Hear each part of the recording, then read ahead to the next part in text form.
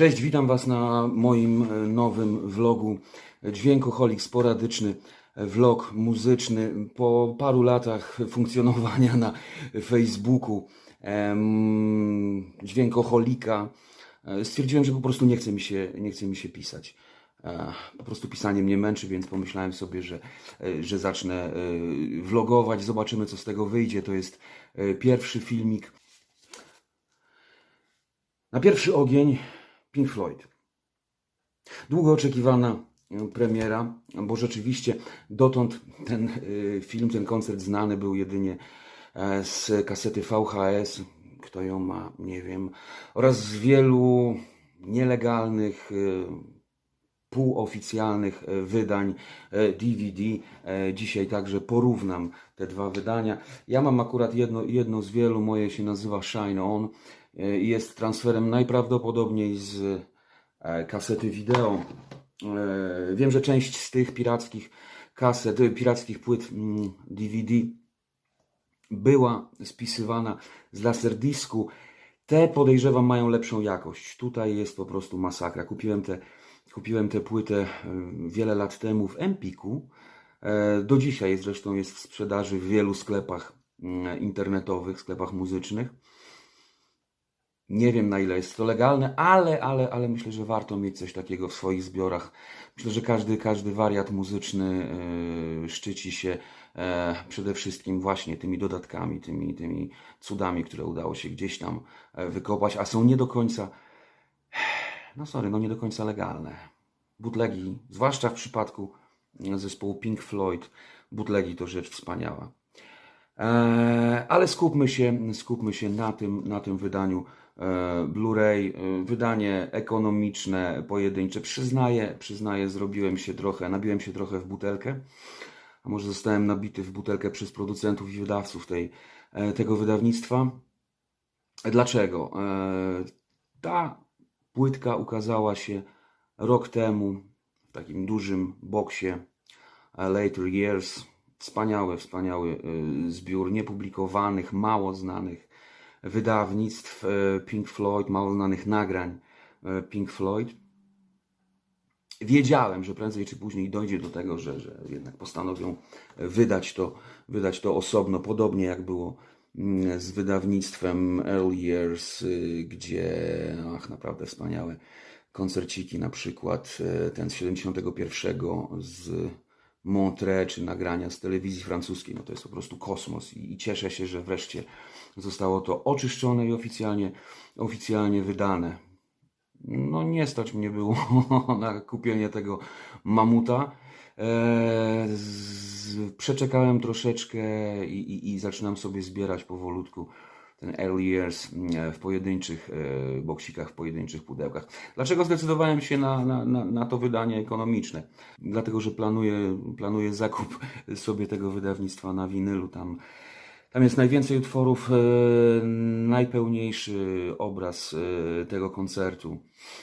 No i właśnie zaskoczenie, bo kupiłem sobie to wydanko i dopiero po zakupie zauważyłem, że wydanie deluxe różni się podstawowo, to znaczy do wydania deluxe dodano 5 utworów wcześniej niepublikowanych, które w tym mamucie Later Years ukazały się na osobnym dysku, nie na dysku prezentującym Delicate Sound of Thunder.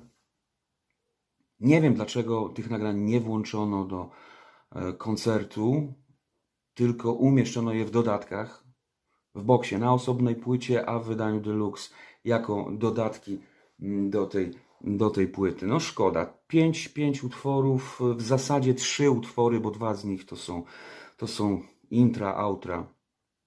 Co dostaliśmy od Pink Floyd? Przede wszystkim jest to wersja zremasterowana z 35 mm taśm, nie znam się na tym, ale jakieś tam podobno 35 mm taśmy były z zapisu koncertu, multum tych taśm było, oni je na nowo zmontowali, na nowo posklejali, oczyścili z 4K do jakości Blu-ray. Nie jest to 4K takie, jakie znamy z koncertów, które obecnie się wydaje na Blu-rayach, czy na 4K po prostu.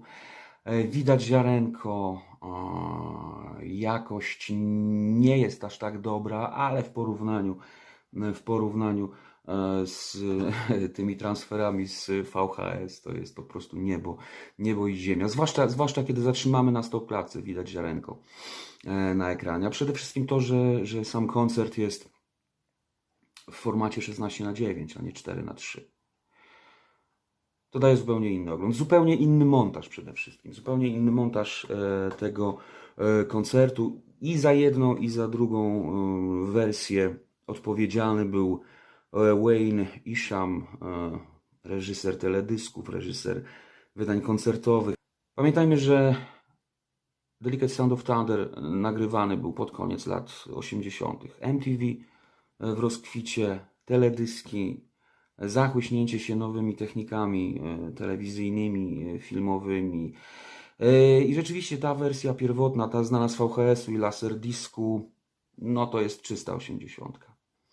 Przenikanie, slow motion, przenikanie. Ja oglądając to naliczyłem się w paru momentach 3 obrazów nałożonych jeden na drugi i wszystkie w slow motion. Tu zbliżenie twarzy, muzyka, tu ujęcie publiczności, która szaleje w slow motion i do tego jeszcze obraz z ekranu. Generalnie slow motion, przenikanie, slow motion, przenikanie.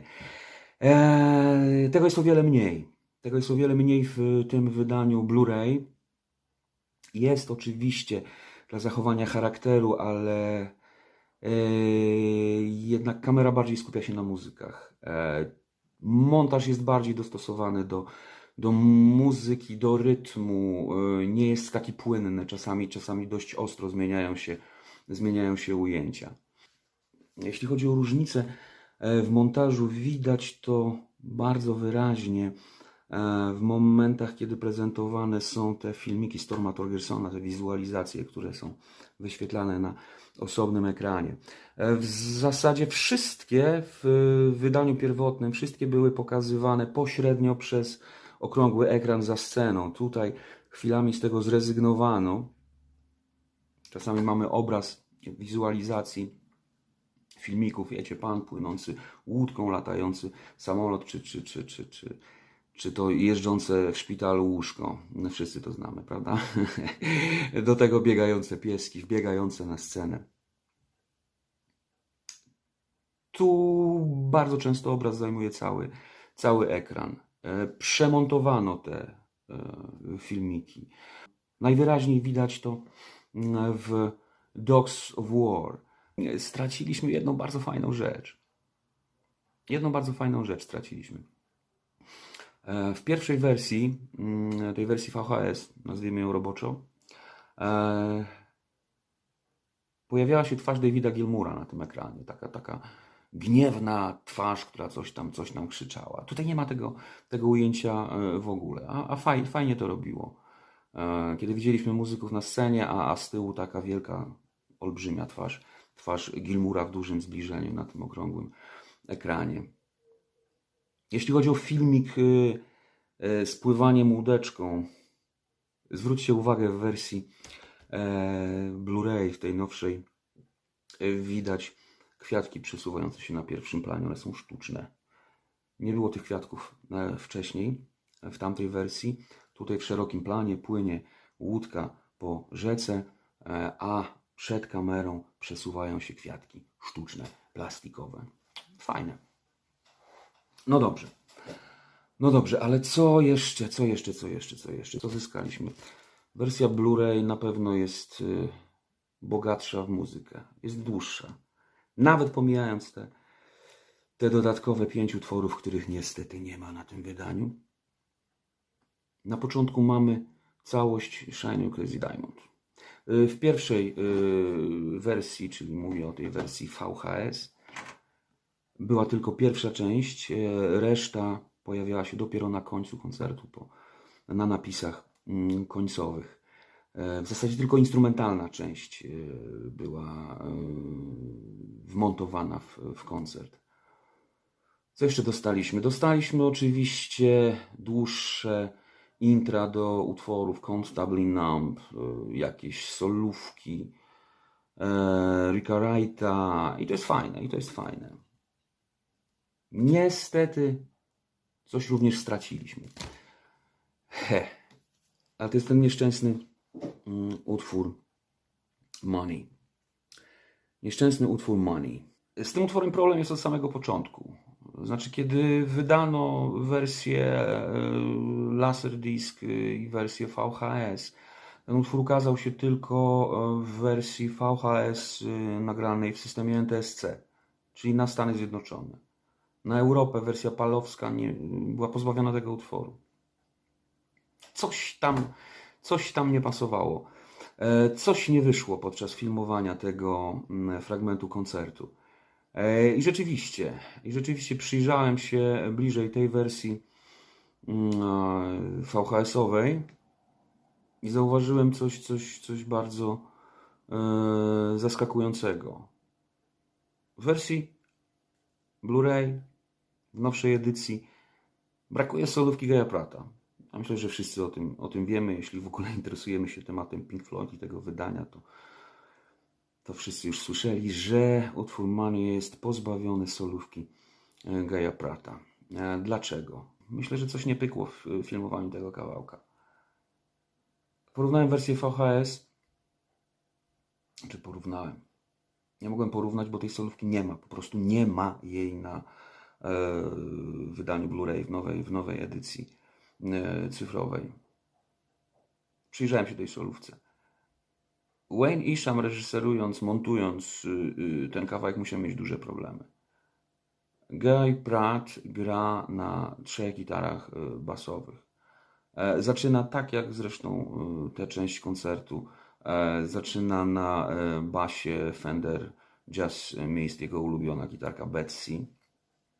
Gra na Betsy, po czym ujęcie od tyłu i to już nie jest Betsy.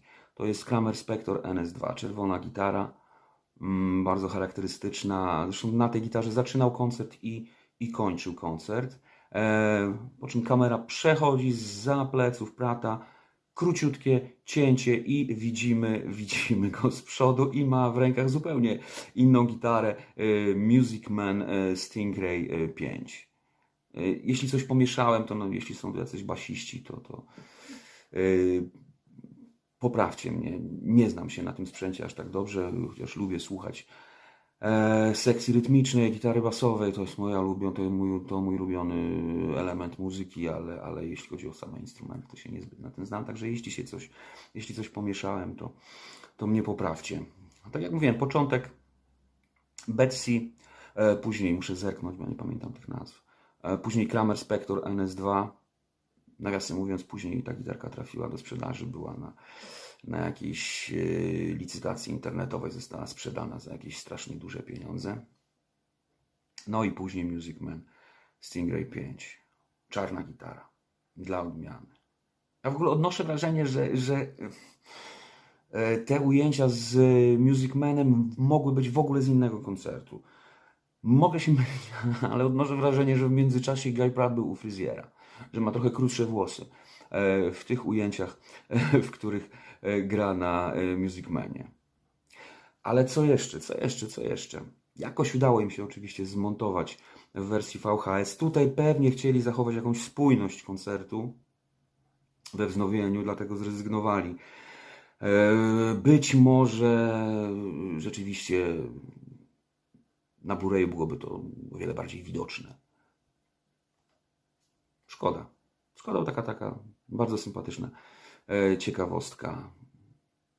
Ale co jeszcze stracił ten utwór? W Money była bardzo fajna solóweczka chórku śpiewającego a cappella. Została wycięta. Dlaczego? Nie wiem. W pierwotnej wersji, na początku tej solówki, David Gilmour podchodzi do chórku i coś szepcze do ucha Rachel Fury, tej, która stoi najbardziej z lewej strony.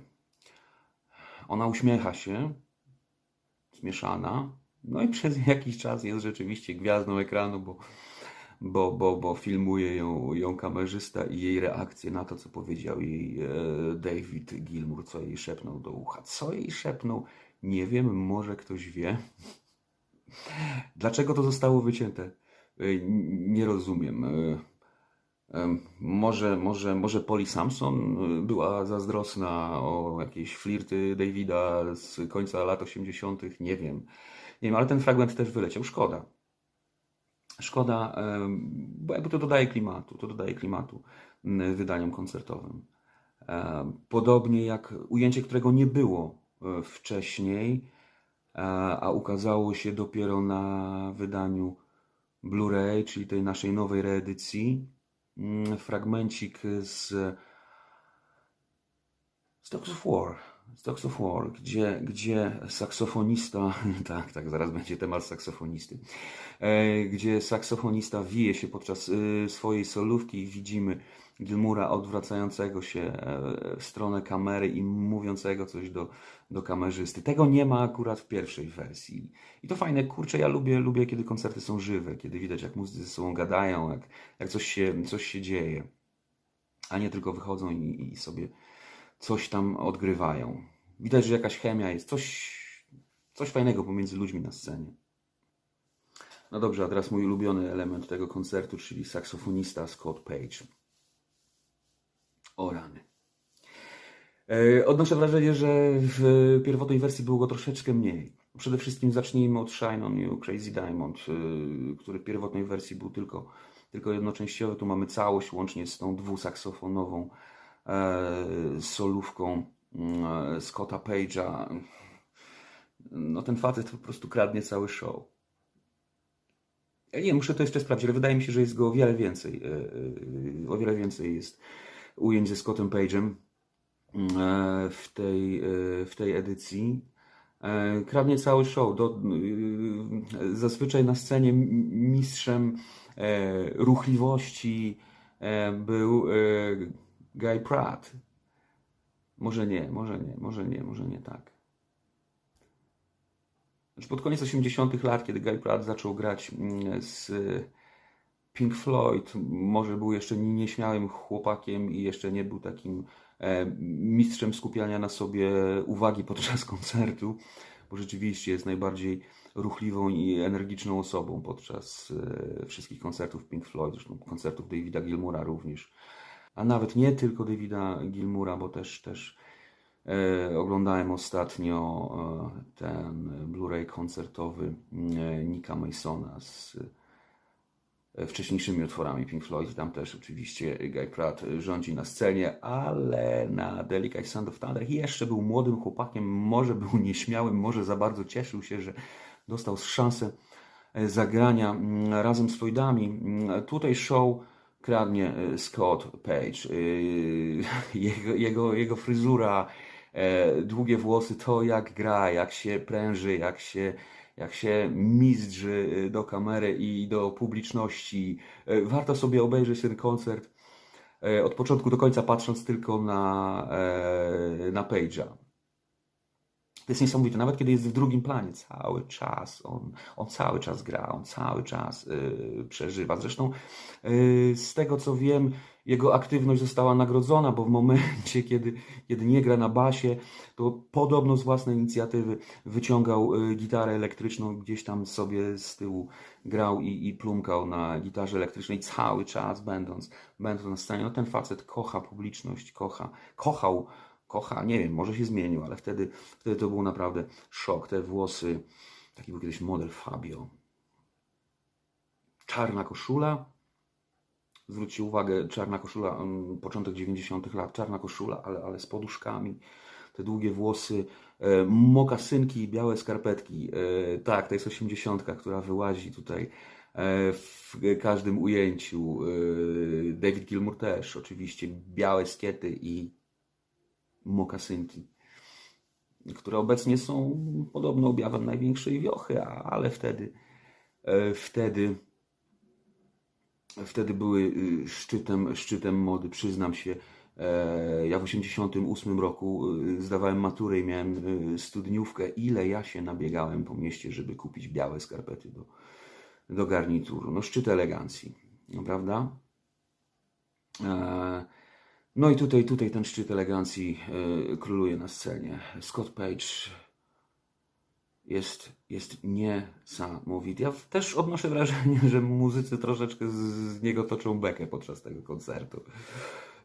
Zwróćcie na to uwagę, jak spoglądają na siebie z uśmiechem, bo rzeczywiście facet jest tutaj gwiazdą numer jeden. Co jeszcze? Chórki. O rany. O rany, o rany, o rany. Ten skład chórków ja muszę zajrzeć, bo nie pamiętam. Pamiętam tylko, że mamy tutaj Rachel Fury po lewej, w środku fenomenalna Durga McBroom, takie hinduskie imię bogini Durga McBroom i na końcu z takimi lekko azjatyckimi rysami Margaret Taylor. No nie jest to mój dream team, jeśli chodzi o chórki w Pink Floydach. Ciekawe, jaki byłby wasz dream team, bo dla mnie ja bym raczej zrezygnował z Rachel Fury. Niesamowicie urodziwa kobieta, niesamowicie czarująca i niesamowicie zgrabna, jednak wokalnie mi się wydaje, że nie do końca. To jej intro w Great Gig in the Sky jest jakieś takie kurcze spłaszczone. Nie weszło mi. Mój dream team to jest Durga McBroom. Niesamowity wokal, niesamowita kobieta. Ja bym dorzucił tutaj jeszcze Sam Brown do tej trójeczki. Sam Brown, która później śpiewała z Pink Floyd, to możecie ją oglądać oczywiście na wydaniu, na koncercie Pulse. I zaskakująco chyba trzecia osoba w tej trójeczce, to ja muszę zerknąć, bo też nie pamiętam, jak się pan nazywał. Pan. No ten koncert, kurczę, w Pompejach Davida Gilmoura. Bardzo ciekawy. Dlaczego? Moim zdaniem chórek zrobił cały koncert. Dlaczego ten koncert różni się od poprzednich? Chórek. Po prostu chórek. Sprawdźcie. Tam trzecią osobą w chórkach jest, pozwolę sobie sprawdzić, bo nie pamiętam, pan, gdzie ty jesteś, panie? Pozwolę sobie sprawdzić. Deluxiak.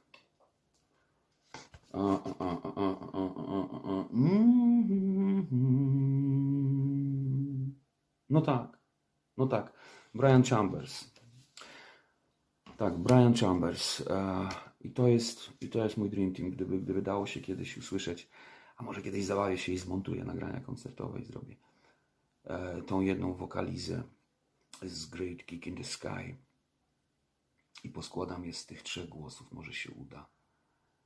Chambers, Sam Brown i McBroom. Sam Brown, tak jak mówiłem, dołączyła do Pink Floyd dopiero podczas trasy Pulse. Być może trochę wcześniej. Jejku, nie pamiętam dokładnie tych wszystkich koncertów, jakichś tam w Wenecji, czy ona chyba śpiewała również podczas tego koncertu Newport. Tam chyba nawet pojawiła się jeszcze Claire Torrey w ogóle, ta, która śpiewała w chórkach na samym początku, znaczy na płycie Dark Side of the Moon. Claire Torrey chyba tam się też pojawiła w chórkach. No ale właśnie, wracając do Sam Brown. Nie wiem, czy wiecie, Sam Brown śpiewała także podczas tego koncertu.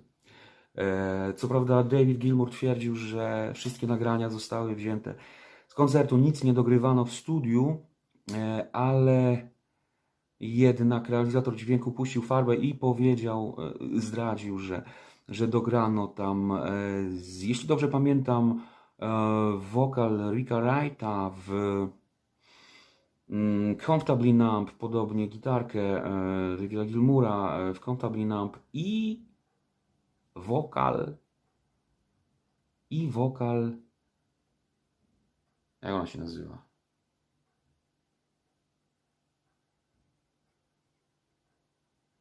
I wokal Rachel Fury został zastąpiony wokalem Sam Brown. I rzeczywiście, jak wsłuchacie się w to nagranie koncertowe, to słuchajcie, że rzeczywiście ten chórek brzmi troszeczkę inaczej. Sam Brown ma inną głębię, nie jest taka...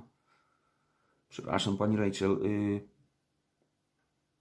płaska w dźwięku. Może przesadzam, ale takie mam wrażenie. Moje prywatne.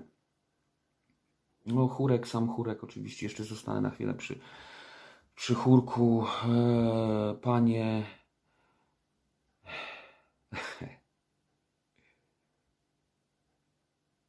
No panie poruszają się przy mikrofonie. Przy mikrofonach. Przez cały koncert. Ja myślę, że 1,5 godziny koncertu i ich gibania i tak dalej, nie? Wystarcza za siłownię. Bo one są cały czas w ciągłym ruchu i to w ogóle w niesamowitym ruchu. Ja myślę, że przy tym teledysk Roberta Palmera Addicted to Love to jest małe Miki. No ale nie będę się już bardziej rozwodził nad tym tematem. Może wystarczy. No właśnie, co straciliśmy jeszcze z tej teledyskowości 80. lat?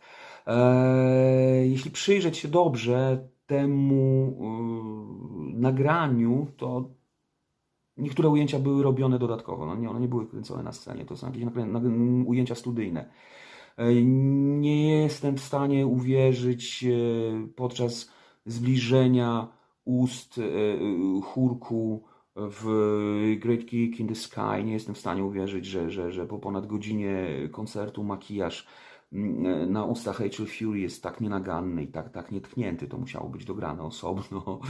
Podobnie zbliżenia gitarowe. No i straciliśmy z samego początku bardzo charakterystyczny moment. Nie wiem, czy pamiętacie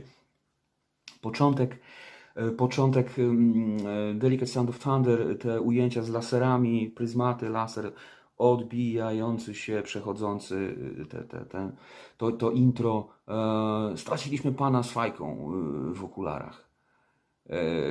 W wersji VHS w pewnym momencie widać, jak mężczyzna z papierosem pochyla się do lasera i niby odpala od tego lasera papierosa. Chwilę później jest ujęcie tego pana z papierosem, z wąsami, tam wiecie, taka łasica elegancka w stylu 80. lat i lustrzane okulary oczywiście też w stylu 80. lat i pan zaciągający się papierosem i wypuszczający kłęby dymu. No kurczę, szkoda, bo to jest znak czasu. Ten koncert został nagrany w latach 80. i im więcej tego charakteru lat 80. jest zachowane, tym lepiej, nie? Ale może rzeczywiście teraz jesteśmy bardziej eko i bardziej ozone friendly i dlatego zrezygnowano ze sceny z papierosem, dlatego żeby nikt się nie przyczepił do pana Wayne'a i Shama, że propaguje palenie i odpalanie papierosa od promienia lasera. Co jeszcze? Odpalanie od promienia lasera.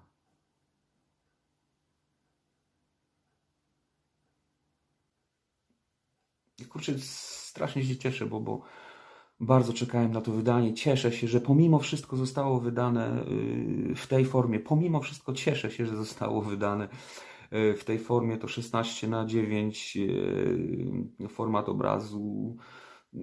Jest ok. Dźwięk tam zdaje się jest DTS HD Master. Jest naprawdę świetny. Zazwyczaj na koncertach miks koncertowy wygląda w ten sposób, że mamy za sobą publiczność, która drze japę i gdzieś tam z przodu zespół grający.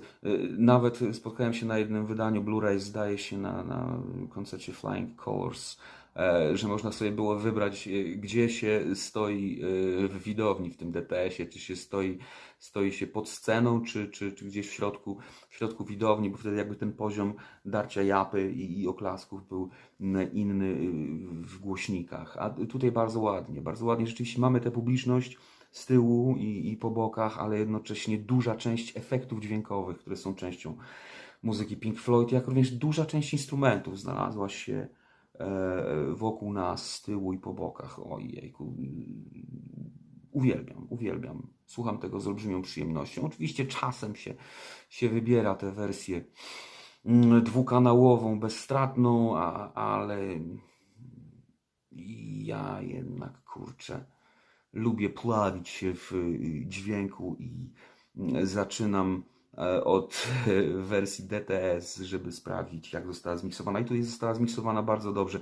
Nawiasem mówiąc, na tym wydaniu, na tym bootlegu pod tytułem Shine On Pink Floyd również mamy tutaj wypisany DTS-ik.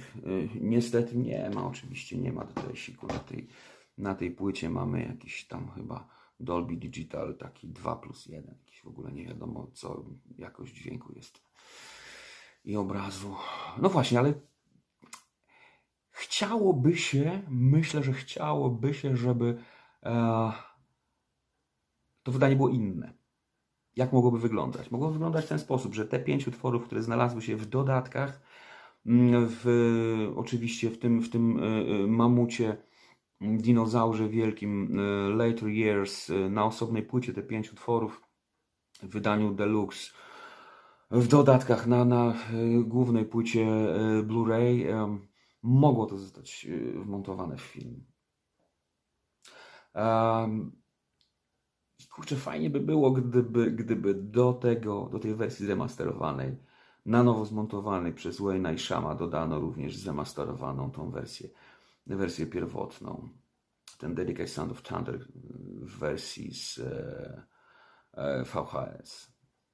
No to jednak jest, kurczę, to jednak jest wycieczka do tamtych lat. Ja pamiętam, że podobny miałem dylemat przy okazji wydania koncertowego zespołu Camel, Wielbłąd. Otóż Wielbłąd wydał w swoim czasie takie VHS koncertowe, później wyszło to oczywiście na DVD, to się nazywało Pressure Point. Był to koncert z trasy koncertowej, zdaje się po wydaniu płyty Stationary Traveler. Fenomenalny koncert, fenomenalna płyta. Później po paru latach wydano pełną wersję tego koncertu. W odróżnieniu od Pressure Point, ta pełna wersja koncertu nazywa się Total Pressure, ale zrezygnowano właśnie z czegoś, co było bardzo charakterystyczne dla tej pierwotnej wersji. To jest właśnie z tych filmików teledyskowych. Tej kobiety, tego żołnierza z Berlina Zachodniego, z Berlina Wschodniego, zakochani. Ta rzeczywistość, ci żołnierze, ten brud NRD i tak dalej, i tak dalej. W wydaniu Total Pressure wyrzucono te filmiki, mamy czysty koncercik. No i szkoda. I dlatego tutaj szkoda troszeczkę, że nie dołączono tej wersji pierwotnej, ale na początku myślałem, że po nabyciu tego Blu-raya pójdzie do kosza ten bootleg, ale nie. Zostanie na długo i będę sobie do niego wracał, bo jest naprawdę smakowity, pomimo tego, że kiedy wrzucam go na ekran u siebie, to piksel ma wielkość pudełka od zapałek, kolory smażą, ostrość jest po prostu haniebna, niewiele widać, ale coś w sobie ten koncert ma, coś co troszeczkę ten nowy Thunder stracił. Ale cieszę się, że został wydany. To było jedno z moich marzeń od wielu lat, żeby taka rzecz się ukazała wreszcie na oficjalnym wydaniu, nośniku cyfrowym, Blu-ray, DVD. Jest parę rzeczy w kolejce jeszcze. które powinny jak najszybciej ukazać się wreszcie w wersji zremasterowanej i na nośniku cyfrowym, bo nigdy dotąd na oficjalnym nośniku cyfrowym DVD, Blu-ray nie ukazał się choćby fenomenalny koncert Toma Waitsa, Big Time, choćby fenomenalny koncert Laurie Anderson, Home of the Brave, który też ukazał się nie tylko w wersji VHS, ale również w wersji Laserdisc. No i co jeszcze? No myślę, że urodzinowy na 50-lecie koncert Davida Bowiego, który ukazał się na VHS-ie, też powinien wreszcie doczekać się jakiegoś remasteru, jakiegoś wydania na dobrym nośniku, w dobrej jakości i formacie 9:16, 16:9. Dzięki Wam za wysłuchanie, obejrzenie mojego pierwszego, może trochę przydługiego, zobaczymy jak to wyjdzie po montażu, vloga kuchennego. Dlaczego kuchennego? Pomyślałem sobie, że takie trywialne robić vlog muzyczny na tle ściany z płytami i kasetami i winylami. Zresztą ja płyty przechowuję w takich szafkach bardzo nisko przy podłodze, więc żeby mieć za sobą ścianę płyt, musiałbym siedzieć na podłodze. Sami rozumiecie. A to, że jesteśmy w kuchni, to zazwyczaj dokonuję tak zwanych unboxingów, bo noże są pod ręką.